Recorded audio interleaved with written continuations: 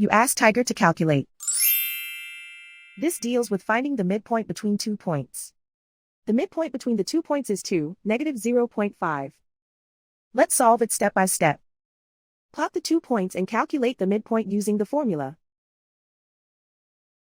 The coordinates of point 1 are x1 equals -4, y1 equals -5. The coordinates of point 2 are x2 equals 8, y2 equals 4.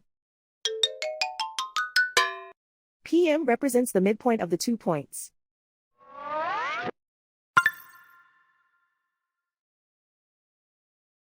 Use the x values in the midpoint formula to find the midpoints x. x1 equals -4. x2 equals 8.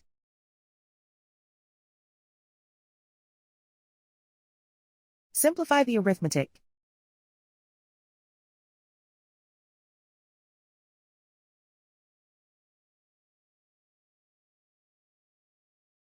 Use the y values in the midpoint formula to find the midpoints y. y1 equals -5.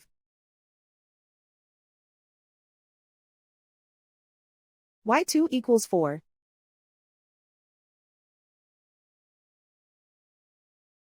Simplify the arithmetic.